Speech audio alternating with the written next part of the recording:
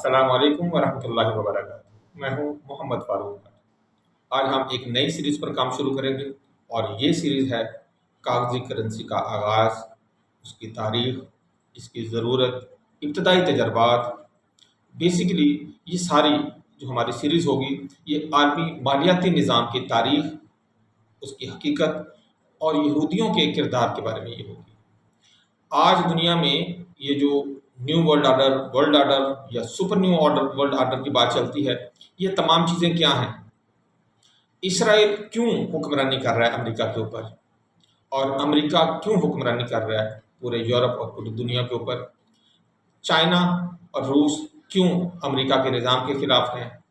China اور روس کس طرح امریکہ اور اسرائیل کو نیچا دکھانے کی کوشش کر رہے ہیں اور ایک متبادل مالیاتی نظام لانے کی کوشش کر رہے ہیں؟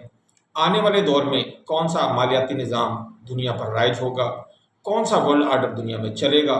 یہ تمام باتیں ہم اپنی اس سیریز میں آپ کے ساتھ ڈسکس کریں گے۔ یہ سیریز ہماری تھوڑی لمبی ہوگی، لیکن یہ ان تمام حقیقتوں سے پردہ اٹھائے گی جن کے بارے میں آپ جاننا چاہ رہے ہیں۔ تو آئیے آغاز کرتے ہیں اپنی پہلی قسط کے ساتھ۔ آج کی ہماری قسط ہوگی کاغذی کرنسی کا آغاز، اس کی تاریخ، اس کی ضروریات اور ابتدائی تجربات کیسے کیے گئے۔ انسانی تاریخ میں معیشت اور لین دین ہمیشہ سے بنیادی حیثیت رکھتے ہیں۔ آپ کو کسی چیز کی ضرورت ہے، دوسرے انسان کو کسی اور چیز کی ضرورت ہے، آپ کے پاس کوئی چیز اویلیبل ہے، دوسرے کے پاس کوئی اور چیز اویلیبل ہے، آپ اسے اپنی چیز دیتے ہیں اور اس سے اپنی ضرورت کی چیز لے لیتے ہیں۔ ابتدا میں جو تبادلہ اجناس ہوتا تھا یا تبادلہ ہوتا تھا چیزوں کا، اس کو ہم بارٹر سسٹم کہتے تھے، یعنی کہ کوئی چیز ہم نے دی اور اس کے بدلے میں ہم نے دوسری چیز لے لی۔ ہم نے کسی کو خدمات کوئی اپنی دی اور اس کے عوض ہمیں کوئی اجناس مل گئی یا کوئی چیز ہم نے لے لی اس سے۔ جیسے گندم کے بدلے ہم نے کپڑا لے لیا، مویشی کے بدلے ہم نے اناج لے لیا، اناج دے کے ہم نے کوئی اور چیز لے لی۔ تو اس سارے سسٹم کو ہم بارٹر سسٹم کہتے تھے۔ لیکن جیسے جیسے آبادی بڑھتی گئی، معاشرے ترقی کرتے گئے اور نظام پیچیدہ سے پیچیدہ ہوتا چلا گیا۔ پھر آتے ہیں کانسی کے، لوہے کے، سونے کے، چاندی کے، تانبے کے سکے۔ یہ کرنسی پوری دنیا میں صدیوں تک رائج رہی، مگر وقت کے ساتھ ساتھ ان کی اپنی مشکلات پھر سامنے آنے لگی۔ ظاہر ہے یہ بہت بھاری بھرکم تھے، نقل و حمل میں دشواری پیش آتی تھی اور بڑے پیمانے پر تجارت کرنے کے لیے یہ بہت ناکافی ہو گئے تھے۔ اب یہ ایسا مقام آ گیا جہاں کاغذی کرنسی کی بنیاد پڑی اور یہ انسانی معیشت کا ایک انقلاب ثابت ہوا۔ دیکھیں کاغذی کرنسی کی ابتدا کیسے ہوئی، کہاں ہوئی، کس طرح ہوئی، ہم اس پہ سب سے پہلے تھوڑی سی نظر ڈالتے ہیں۔ اکثر تاریخ دان اس بات سے متفق ہیں کہ سب سے پہلے کاغذی کرنسی چین میں استعمال ہوئی۔ حضور چین میں یہ سب سے پہلے استعمال ہوئی ہے۔ 7ویں صدی میں تانگ خاندان کے دور میں بڑے تاجروں جو بڑے تاجر تھے وہ رسید نما پرچیاں دے دیتے تھے، جن کو پرومسری نوٹ بھی کہا جاتا ہے۔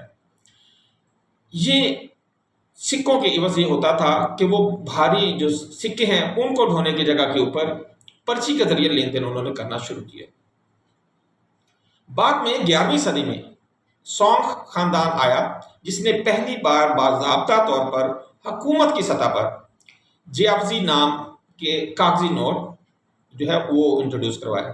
یہ نوٹ سرکاری منظوری کے تحت تھے اور تاجروں کو یہ یقین دلاتے تھے کہ وہ کسی بھی وقت ان نوٹوں کے بدلے اپنے سکے وصول کر سکتے ہیں۔ اصل میں جو آج کی موجودہ کرنسی ہے وہ اسی نظریے کے تحت بنائی گئی تھی۔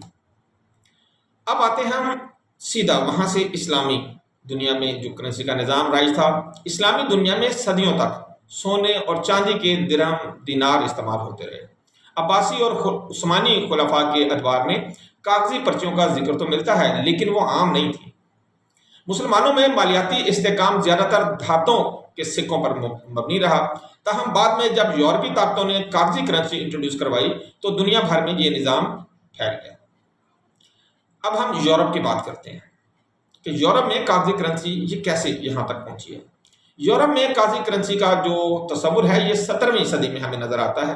1661 میں سویڈن کے اسٹاک ہوم بینک نے یورپ کا پہلا باضابطی کاغذی نوٹ جو ہے وہ جاری کیا۔ اس سے پہلے رسید نما دستاویزات جو ہیں وہ جاری کی جاتی تھی، لیکن پہلی مرتبہ ریاستی سرپرستی میں کاغذی نوٹ کو بطور قابل قبول کرنسی جاری کر دیا گیا۔ اس سے پہلے ہم نے آپ سے ذکر کیا تھا کہ چائنا میں سونگ دور میں 11ویں صدی میں کاغذی نوٹ کا استعمال پہلی دفعہ حکومتی سرپرستی میں کیا گیا تھا۔ یورپ میں 17ویں صدی میں، یہ ہمیں 1661 کے قریب جو ہے یہ ہمیں نظر آتا ہے۔ یہ تجربہ اتنا کامیاب ہوا کہ جلد ہی دوسرے یورپی ممالک نے بھی اسے اختیار کر لیا۔ انگلینڈ میں 1694 میں 1694 کی بات ہے یہ، بینک آف انگلینڈ قائم ہوا، جس نے بعد میں برطانوی سلطنت کے لیے کرنسی نوٹ جاری کیے۔ اگر ہم خلاصہ دیکھیں کاغذی کرنسی کی ضرورت کیوں پیش آئی، تو اس خلاصے میں ہمیں جو 4 پوائنٹ نظر آتے ہیں۔ سب سے پہلا کہ بھاری دھاتوں کا مسئلہ یہ تھا کہ ان کو ایک جگہ سے دوسری جگہ لانے میں بڑی مشکل ہوتی تھی، ان کو لے کے بندہ کیسے جائے۔ بڑے پیمانے پر تجارت کے لیے سونے کے سکے، چاندی کے سکے، تانبے کے سکے، ان کو ارینج کرنا ہی اب عذاب بن گیا تھا۔ ظاہر ہے تجارت بہت بڑھ گئی تھی۔ محفوظ ذخیرہ اندازی یہ بھی بڑی مشکل تھی، دھاتوں کے سکوں کو آپ کہاں سٹور کرتے پھریں گے۔ ان کی نسبت نوٹ بنانا آسان تھا اور بہت محفوظ بھی تھا۔ اسی طرح ریاستی کنٹرول، حکومتیں اپنی مرضی سے نوٹ چھاپ سکتی تھیں، اپنا مالیاتی نظام کنٹرول کر سکتی تھیں، بنسبت اس کے کہ وہ سکے چھاپیں اور ان کے اوپر ان کا کنٹرول بھی کم ہو۔ پھر عالمی تجارت، یورپی نوآبادی دور میں دور دراز خطوں تک لین دین کیونکہ کرنا پڑتا تھا، تو اس کے لیے ہلکی اور آسان کرنسی درکار تھی، جس کی وجہ سے کاغذی کرنسی کا اجرا تیزی کے ساتھ پھیل گیا۔ اب ہم بات کرتے ہیں کاغذی کرنسی اور سیاسی طاقت کے اوپر، ان دونوں میں آپس میں کیا تعلق ہے۔ کاغذی کرنسی محض مالیاتی ایجاد نہیں بلکہ سیاسی طاقت کا بھی ہتھیار ثابت ہوئی۔ چین نے اس کے ذریعے اپنی معیشت کو وسعت دی۔ یورپ میں برطانیہ نے نوٹ چھاپ کر اپنی سلطنتی فتوحات کو مالی مدد فراہم کی۔ اسی طرح امریکہ نے جنگوں اور معاشی بحرانوں میں نوٹ چھاپ کر اپنے مالیاتی نظام کو سہارا دیا۔ ابتدائی اگر ہم مشکلات دیکھیں کرنسی کے حوالے سے، تو کاغذی کرنسی کے آغاز پر کئی مشکلات پیش آئیں، جن میں سے کچھ ابھی بھی ہمیں سامنا کرنا پڑتا ہے۔ جیسے نمبر 1، جعلی نوٹ بنانے کی کوششیں کی گئی اور پھر جن کو کور کرنے کے لیے بہت سارے طریقہ کار اختیار کیے گئے۔ نمبر 2 یہ تھا کہ زیادہ نوٹ چھاپنے سے افراط زر ہو جاتا ہے، جس سے مہنگائی کی شرح میں اضافہ ہو جاتا۔ اب اس کے لیے پورا ایک مالیاتی نظام ہے جو ڈیولپ کیا گیا پوری دنیا میں۔ تیسرا، عوام کا اعتماد شروع میں بہت کم تھا، کیونکہ سکے تو دھات کے تھے لیکن نوٹ تو کاغذ کے تھے، تو اس حوالے سے لوگوں کو اس کے اوپر یقین کرنا، اس پہ اعتماد کرنا بھی بہت مشکل تھا۔ اسی لیے کئی ممالک نے طویل عرصے تک نوٹوں کو سونے یا چاندی کے ذخائر کے ساتھ اٹیچ کیے رکھا اور اسی کو گولڈ سٹینڈرڈ کہا گیا۔ اگر ہم اب جدید دنیا کے اوپر اس چیز کے اثرات کو دیکھتے ہیں، ان کرنسی نوٹوں کے جو اثرات ہیں، تو کاغذی کرنسی نے دنیا کو کئی حوالوں سے بدل کے رکھ دیا ہے۔ تجارت میں بے پناہ آسانی ہوئی ہے، سرمایہ کاری کے نئے دروازے اوپن ہوئے ہیں، بینکنگ کا نظام فروغ پایا ہے، عالمی سطح پر سرمایہ دارانہ نظام کی بنیاد پڑ گئی ہے۔ اس حوالے سے اگر ہم تجزیہ کریں تو کاغذی کرنسی محض ایک مالیاتی ایجاد نہیں بلکہ انسانی تاریخ کا ایک سنگ میل ہے۔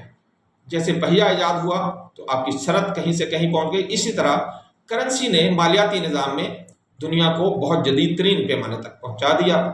یہ وہ ذریعہ ہے جس نے سلطنتوں کو جنگوں میں طاقت دی، بین الاقوامی تجارت کو ممکن بنایا اور جدید سرمایہ داری نظام کی بنیاد رکھی۔ اور اسی کی جدید شکل اب آنے والے دور میں آپ کو جیسے بٹ کوائن ہے اور اس طرح کے بہت سارے اور کوائن ہیں جو کہ ڈیجیٹل کرنسی ہے، آپ کو اس میں نظر آئے گی۔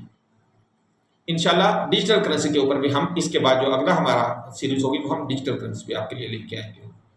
تاہم اس کے ساتھ ساتھ یہ حقیقت بھی جڑی ہوئی ہے کہ نوٹ چھاپنے کا اختیار حکمرانوں کو بے پناہ طاقت دیتا ہے۔ یہ طاقت اگر دانش مندی سے استعمال نہ کی جائے تو تباہی بھی لا سکتی ہے۔ یہی وجہ ہے کہ کئی معاشی بحران کاغذی کرنسی کے غلط استعمال سے پیدا ہوئے۔ اس وقت اگر ہم خلاصہ کرتے ہیں اپنے آج کے اس سارے ایپیسوڈ کا، اس قسط کا، تو کچھ باتیں میں آپ کو دوبارہ دہرا دیتا ہوں۔ کاغذی کرنسی کا آغاز چین میں ہوا، لیکن یورپ نے اسے اپنی سلطنتی پالیسی کا حصہ بنا کر پوری دنیا میں سے رائج کر دیا۔ آج کی دنیا کا مالیاتی نظام اسی بنیاد پر کھڑا ہے، مگر یہ محض آغاز تھا۔ اصل کہانی تب شروع ہوئی جب بینکوں نے اس کرنسی کو اپنے کنٹرول میں لے لیا اور آپ جانتے ہیں کہ آج کل بینکوں کو ڈی ریگولرائز یعنی کہ حکومتی کنٹرول سے باہر نکالنے کی کوشش کی جا رہی ہے. جیسے عمران خان کے دور میں پاکستان کے اسٹیٹ بینک کو پاکستان کی جو سلطنت ہے، پاکستان کی جو اسٹیٹ ہے، اس کے دائرہ اختیار سے نکال دیا گیا ہے. اور بینک اب کیا کر رہے ہیں کہ یہ عالمی معیشت کو اپنی گرفت میں انہوں نے لینا شروع کر دیا ہے. آپ جانتے ہیں کہ IMF نے پاکستان کے اسٹیٹ بینک کو اپنی گرفت میں لے لیا ہوا ہے. اب دیکھتے ہیں کہ پاکستان بھی اس گرفت سے کب آزاد ہوتا ہے.